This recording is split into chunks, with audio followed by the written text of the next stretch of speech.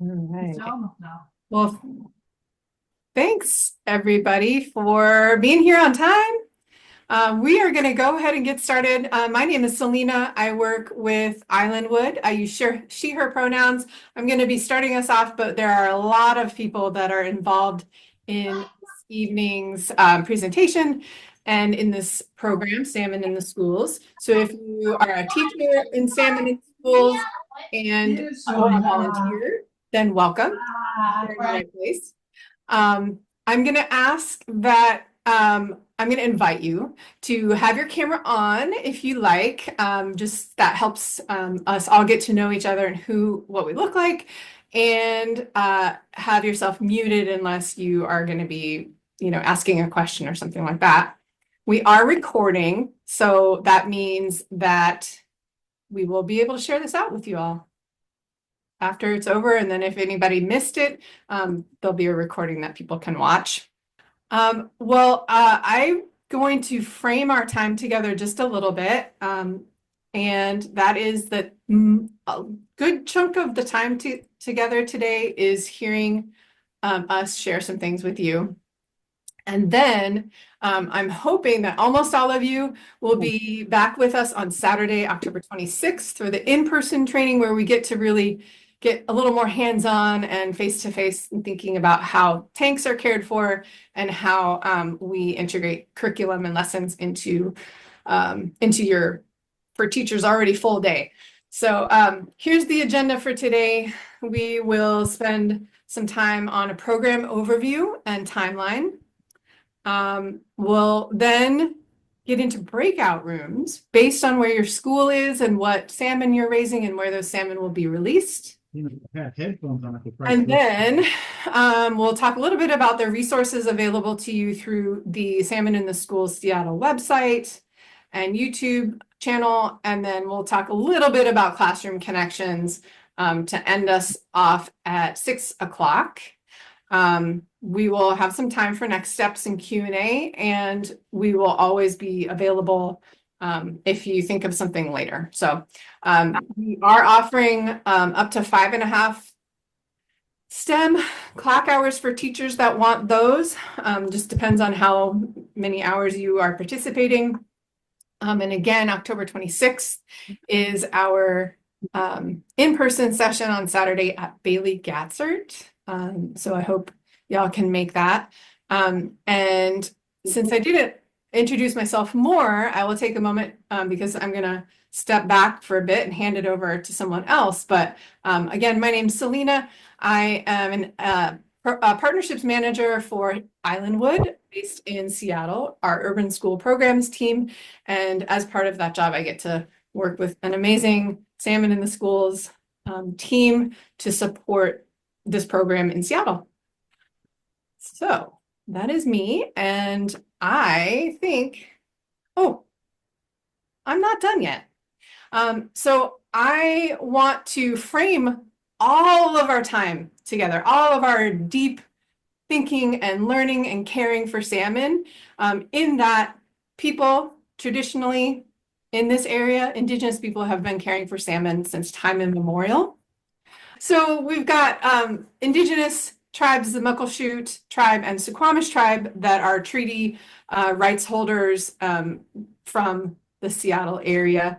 And then, by treaty rights, that also means that they have fishing rights and deep connection historically and in really, really impactful ways, caring for salmon currently. One of the hatcheries that we get salmon from is a Suquamish tribal hatchery. And so as we talk more about Carkeek Park and Piper's Creek, David will talk more about that. I will share specifically from the Muckleshoot tribe. Muckleshoot is party to both the Medicine Creek and Point Elliott treaties, which reserve the governmental rights to the Muckleshoot people and recognize their usual and accustomed territory where they hunt, fish, gather, trade, govern, and live. These areas include Zitzalich, which is now known as the city of Seattle and surrounding region. And we're also within the ancestral territory of the Suquamish people of clear salt water. Expert fishermen, canoe builders, and basket weavers, the Suquamish lived in harmony with the lands and waterways along Washington's central Salish Sea, as they have for thousands of years. So, we'll keep coming back to that. We'll dive into more since time immemorial curriculum on Saturday. And so I want to kind of put a pin in that a little bit, and we'll dig into more how we think about curriculum tying to Indigenous sovereignty. But I'm going to put in chat one thing that I found today that I wanted to share with everybody. And you'll have to come back to it later, a little video about the Muckleshoots fisheries programs, which is a lot. Okay, now it is Rye's turn. Are you there? I am. Hello, I am Rye. I use they, them pronouns, and I work for Seattle Public Utilities, managing our stormwater in the schools program. And I just want to apologize to Selena for gaslighting her about the screen because my screen was not showing it. So, what is Salmon in the Schools? It's a program that uses the rearing of salmon, so bringing salmon eggs and tanks into your schools to develop an understanding of biological processes and systems, local habitats and ecosystems, environmental stewardship, and ethic of care, and the importance of salmon to Pacific Northwest culture and commerce. So salmon have a lot of connection points here in Seattle to science, to environment, to culture, to our history, and to our future. So these salmon tanks are really an anchor to begin building that understanding. Next slide. So who is involved in Salmon in the Schools, Seattle? We are a coalition of city staff, specifically Seattle Public Utilities, community-based organizations like Fauntleroy Watershed Council and Carkeek Watershed Community Action Project, as well as a whole bunch of amazing volunteers who are supporting these opportunities in public and private schools in Seattle. We provide resources like tank equipment and assistance and expertise, in addition to field trip opportunities to enable teachers to offer this school-wide hands-on learning opportunity through the rearing of salmon. And we are just here in Seattle, we are just one of several regional intermediaries between schools and the State Department of Fish and Wildlife, with whom we coordinate to get permits and receive eggs and permits for release of those eggs at our permitted release location. And we get our eggs from Grover's Creek Hatchery, which is managed by the Suquamish tribe, as well as the Issaquah Salmon Hatchery, which is co-managed by the Muckleshoot tribe. So yeah, we're maintained through volunteer efforts, government funding, and school supports. So this year we have 74 public and private schools across Seattle. And they are working with Islandwood and Dan for their tanks, or Phil and Judy in West Seattle. Next slide. And here are our release sites. On Lake Washington, we have release sites at Matthews Beach, Magnuson Park, Madrona, Seward Park, Pritchard Island Beach, and Beersheba. And at Carkeek Park, we release into Piper's Creek and Fauntleroy Creek at the park there. So I'm going to give an overview of the salmon life cycle and how this program plugs in, because the salmon life cycle and the school year are both seasonal. So in winter, you all will receive your eggs, and they will grow to be fry by the spring. But in fall, which is when the school year starts, salmon are actually returning to come spawn in our creeks. So that's why we offer opportunities at Carkeek Park to come see the salmon returning and learn more about salmon life cycle. And I think we still have a few spots open. So if you're hoping to book a field trip, please do. And then here's the kind of salmon school year timeline. October, November, prepare your tank. And then November is when the Carkeek Fall salmon search field trips are. Early January, you'll receive or pick up your eggs, start orienting students, or maybe you've already started that. Then late January to early March, you'll be engaging students in observing the fish, including feeding and testing water quality. As much as you can engage students in these different things, the better, and integrate this into your curriculum and lesson plans. We have learning resources, which we'll share at later in this training, which you can draw from lesson plans. And you will register for your salmon release. And then in April and May, you will release your fry at your permit location, file your release report, and hopefully sign up for next year. So I'm gonna zoom out a little bit to one reason we have this program, and one of the things we would hope that you can also convey to your students, because our actions on land directly impact salmon and their habitat. And the biggest vehicle through which that happens is through stormwater runoff, which is the biggest source of ongoing pollution into Puget Sound.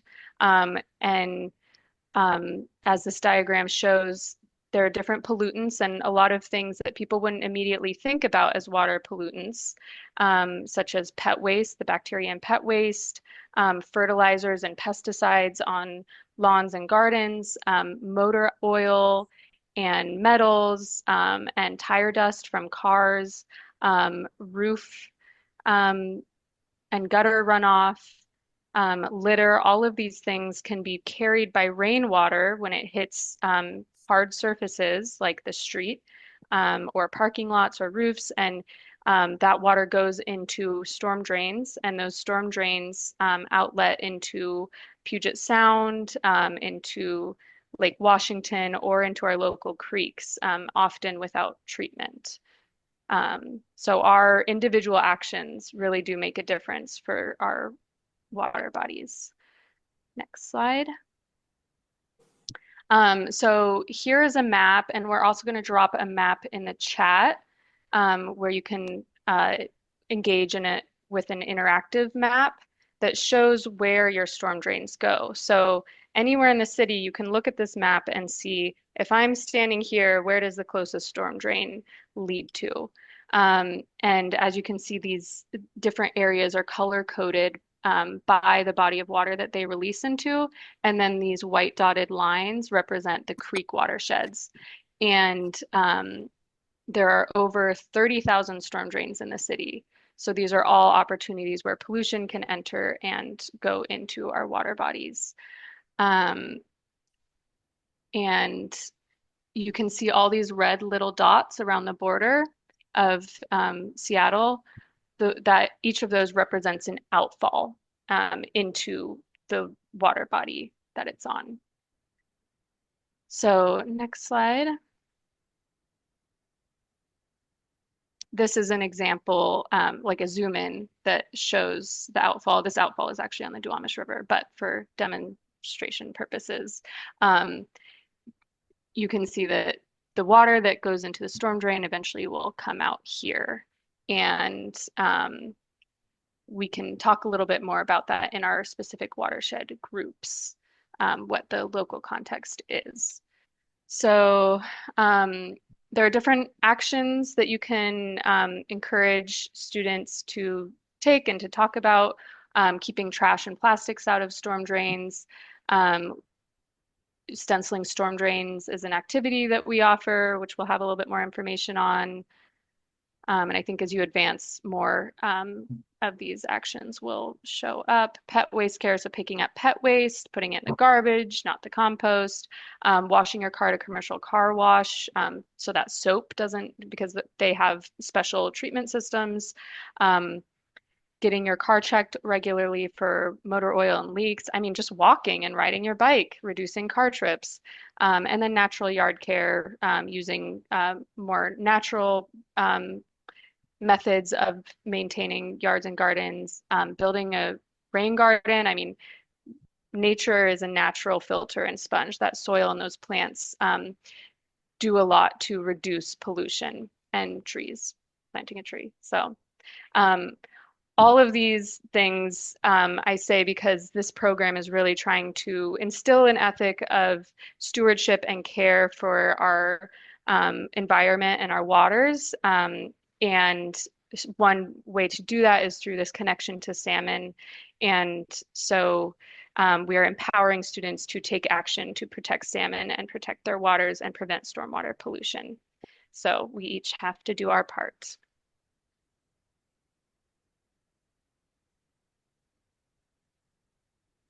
Okay, that was a lot. That was awesome. And now we're going to put this all in the context of the watershed that you will be releasing salmon into. It may or may not align exactly with the watershed where your school is, but mostly it does. And so we're going to be in 3 groups. I have done my best to put you into one of 2 breakout rooms, a Piper's Creek room with David and a Lake Washington room with Dan and I. If you're not in a room, you're going to be in the main room with Judy and Phil and Rye at this point.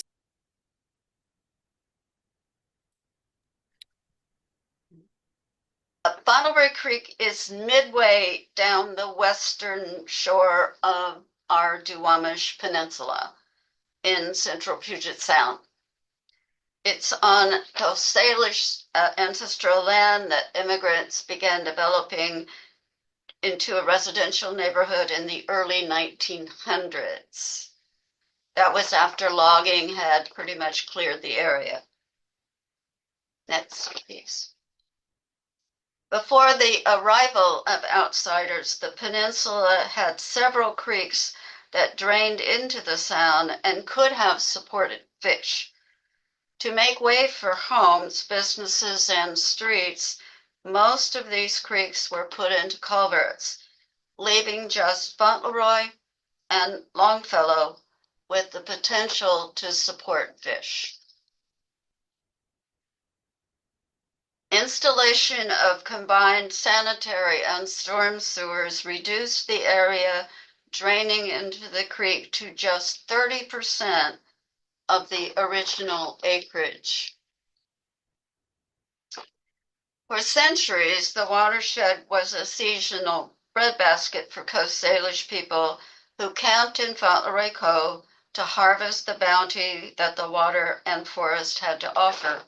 The earliest immigrant settlers fished in the cove too, as did some of their children. The near watershed begins in Fauntleroy Park, where tributaries come together in a main stem that flows toward the cove through a wooded ravine. The creek mouth is due south of the ferry pier. One of the 3 culverts that have long impeded One of the 3 culverts that have long impeded spawner access, has been replaced. Yeah. And planning is underway to replace the other 2. Okay. While Phil's dealing with that phone call, I'll point out the fish ladder on the far left toward the beach. That's the culvert that was replaced and made fish passable in 1998. So what are you doing? We have one of the groups can't get in. What are we doing? Looking for Zoom. Well, it's a Zoom on it. Sorry.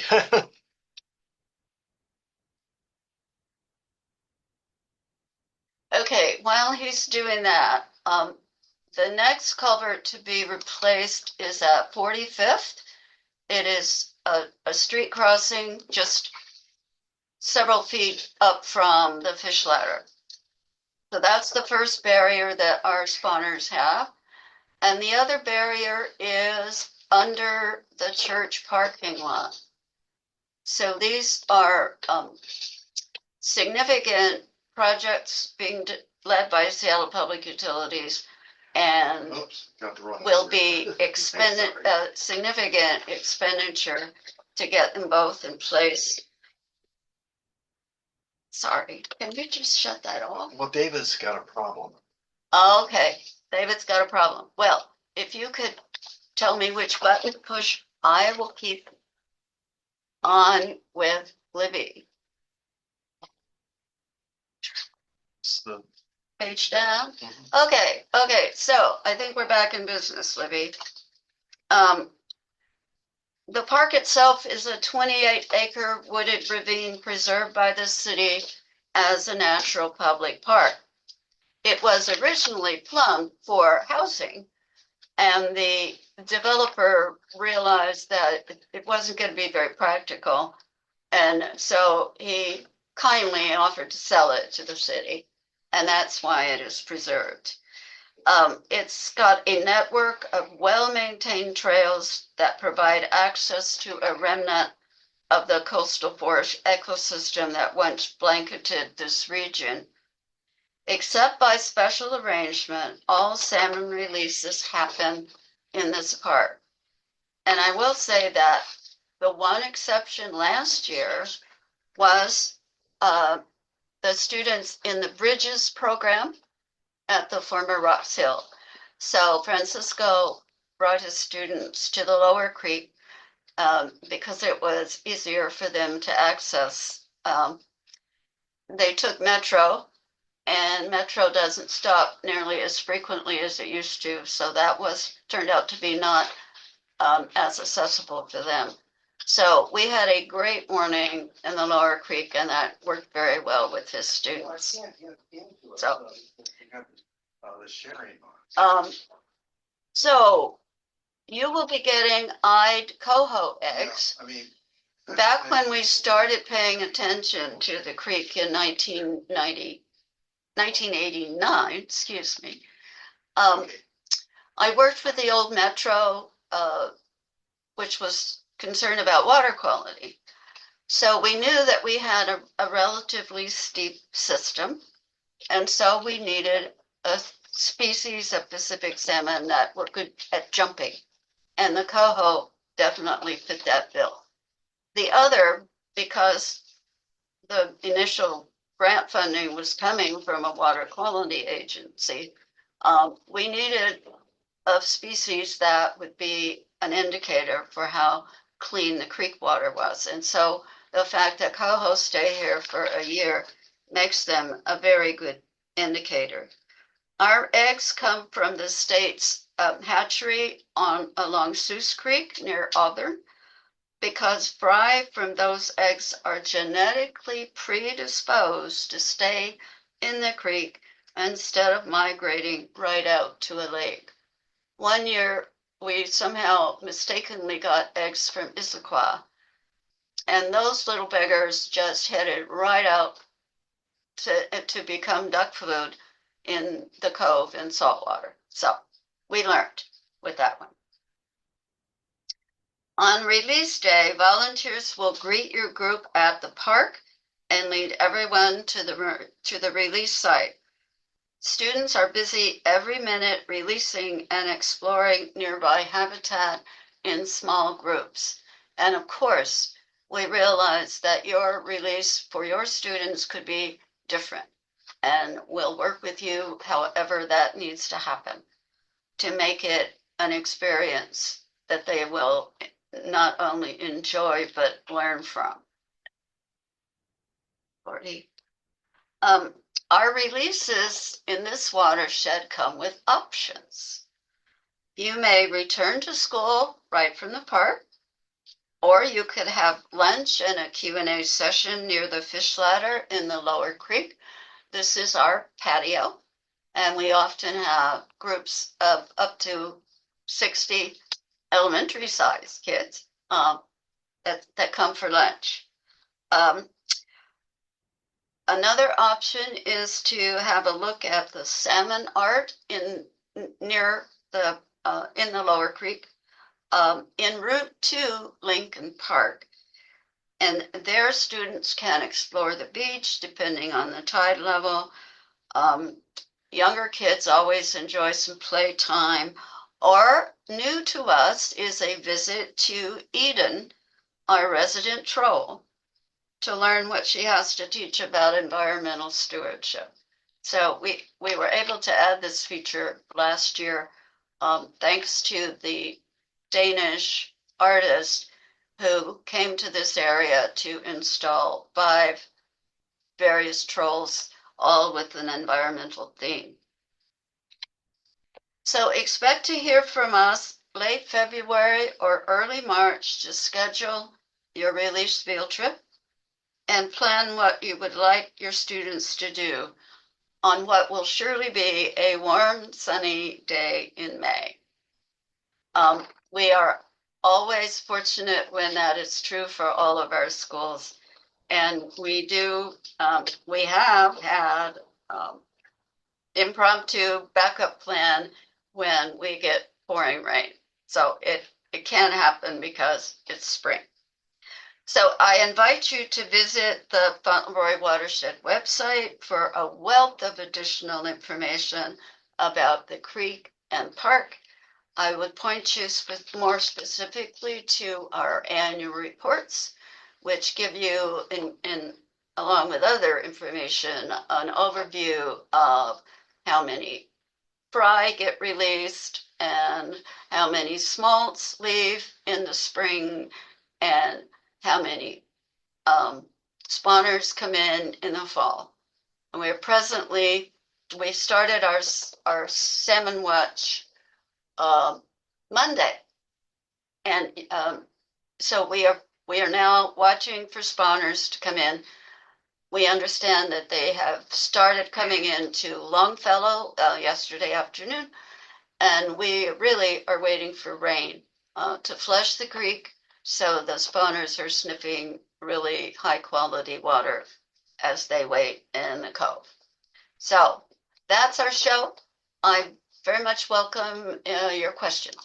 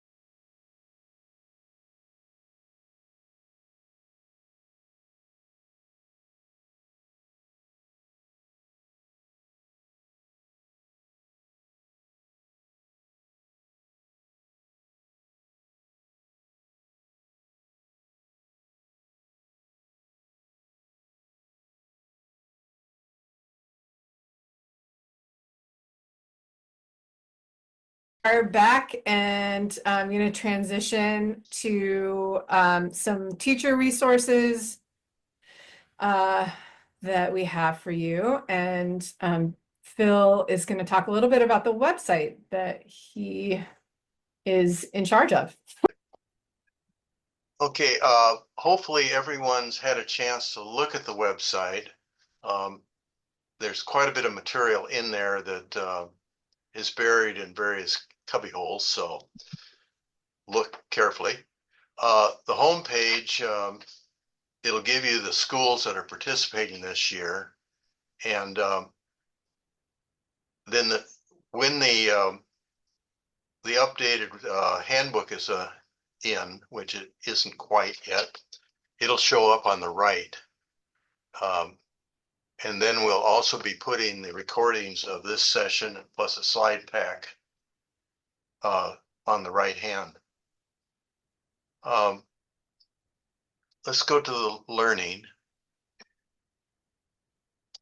The learning page, we've ordered it by grade, or we've ordered the lesson plans by grade level and also by the NGSS performance expectations. So we think we have the next generation studies in this and should help you get through it.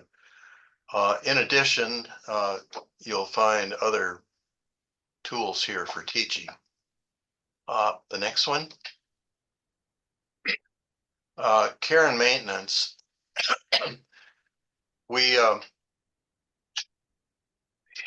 this is the location if your area coordinator does not record your release, they will do it. Oh, excuse me, wrong place. The tools that are here, there's the ability to do hatch estimates with the students. And this is a ATU study. And when your eggs are delivered or you pick up the eggs, you should get an ATU from your Phil, what's the ATU? It's accumulated temperature units, thermal units that are used for estimating when they'll hatch, when they'll be fry, start swimming. And we'll be talking about that more in the in-person session too. Yeah. Yeah, great. But it's a good tie into math. Yeah. The tank chemistry chart, just redid that. Before we had it for a given number of eggs and also for a given date for a given year. So you can now get it in a 32 by 22 sheet of paper and fill in the dates yourself and fill in the times. If you get 220 eggs, so the top one would be 150. So that is to what? So the next sheet on the right side, you have the students put dots on the graph to what their chemistry is, and mortality is also there. And this is another for the 3rd, 4th, 5th graders particularly. This is an introduction to graphing real time. The list of materials that you will need, handy a holder for the vials, which we'll talk about at the session. So next one. That the old one? Did I mess up? We did. So, yeah, something. Okay. Sorry about that. Were we weren't here before, were we? No, but let's Close enough. move on to the. Yeah. Yeah. Okay. Okay. On this page, you will find the release form if you are not counted by your area coordinator at release time. And field trips and show up here as appropriate. Okay. Next one. If you want to see what we've been doing for the last several years, you can go into the annual reports and 10 years. 10 years, okay. Yeah. Next one. This gives you some background on how we got to where we are as Salmon in the Schools Seattle. We started with the entire King County and parts of Pierce and Snohomish. So we'll move on to the next place. Some of you have been here. This is where new schools, new teachers can apply to the program. Okay. And this is how you get a hold of us. And the last is our tab for administration. Thanks, Phil. I think we're done. Awesome. Okay. Yeah, there's a lot here. Poke around. And Judy, do you wanna? Oh, okay. Oh, I see my name is on that. Thank you. Thank you, Selena. We, when we started at least 10 years ago, we realized that when the state Fish and Wildlife Department ran this program statewide, it pretty much functioned on asking teachers to teach the salmon life cycle. And some of us thought, well, okay, that could take 15 minutes. So what else? Because we were putting a significant amount of effort, many of us as volunteers, to save the program and try to maximize its value for all of the teachers who were putting in similar effort on their end to run the program. So we settled on 4 basic asks.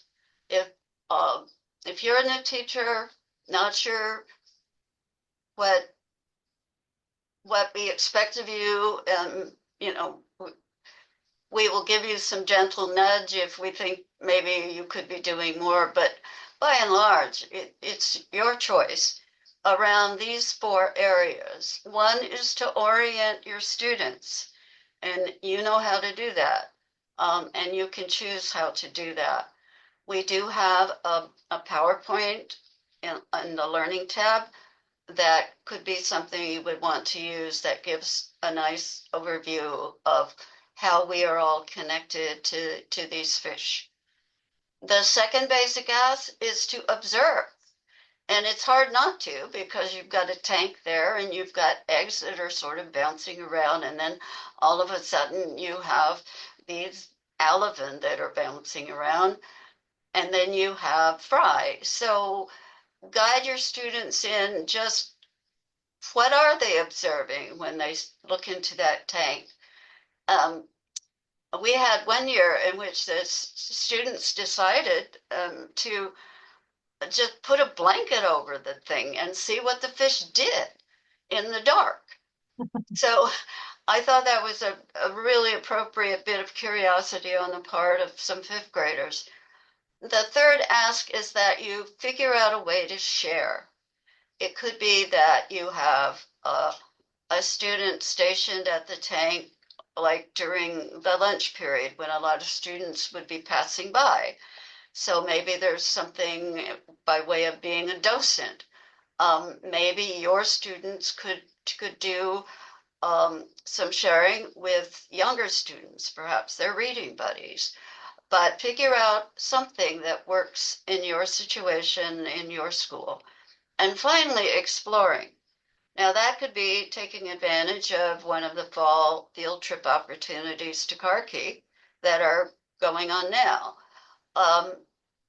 In our watershed, we do exploring with the salmon release, and certainly you can choose to do the same thing wherever you release, to have an opportunity to help the students understand the context, the environmental context in which these fish will be living. So those are 4 basic asks. You can do any more that you want to, but this is what we hope that you can figure out how to work in. Thank you. Okay, well, there are lots of resources for you. Like Phil and Judy have mentioned, there's a lot of different next generation science standards.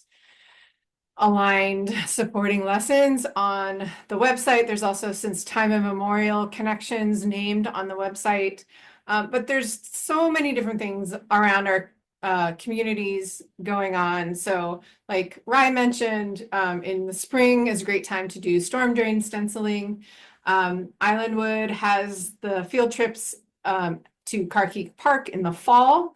And we have in the spring, we have a 5th grade Amplify Science Unit connected field trip called Creekosystem Field Study, ties to the Ecosystems Restoration Amplify Unit. And then we also support salmon releases in the spring. So that's like April, like pretty much all of April, a little bit into May. So if you are looking for a salmon release program, that would be something that we can support. And then Nature Vision, Mountains to Sound Greenway, Issaquah Salmon Hatchery, or Friends of Issaquah Salmon Hatchery. Seattle, City of Seattle does Cedar River Watershed. So there's all these different field trips that get students outside exploring, outside of the city sometimes, a lot of times. So lots of really great things to do to help students kind of get the full breadth of experience.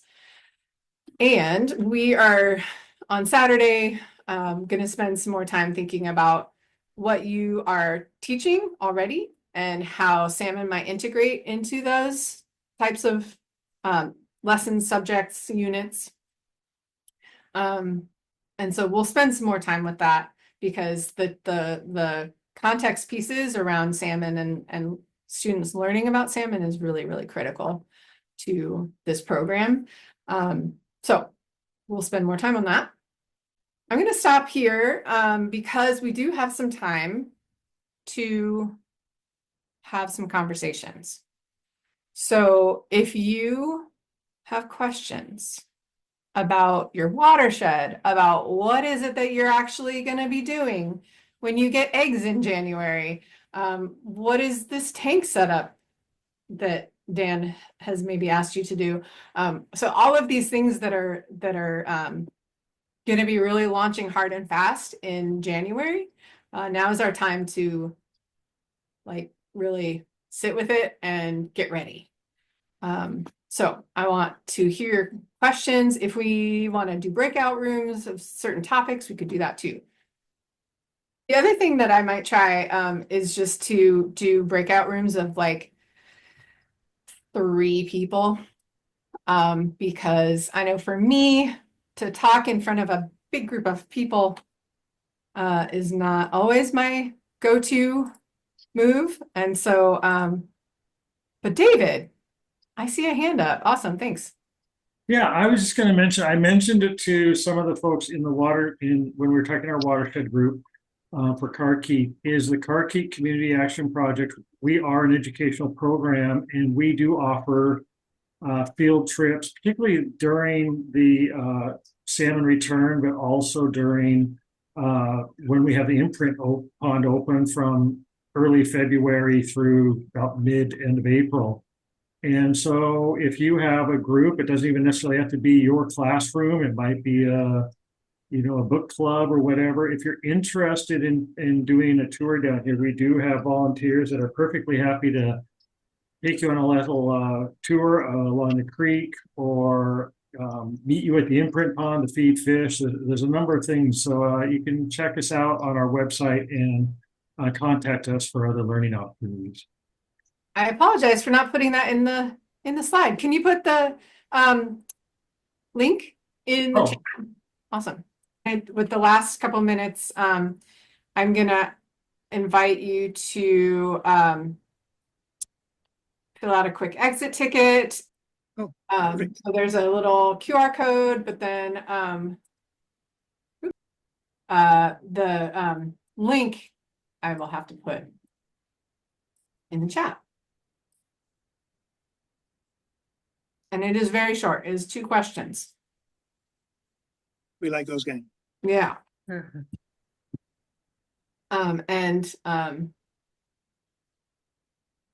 I'll keep track of that for clock hours. So And even if you're not doing clock hours, I still want to hear your input, so.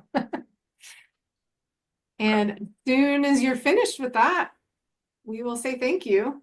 Hey, it's great that you all came and that you're making this wonderful investment in what we all know is a very important area of education. So good for you.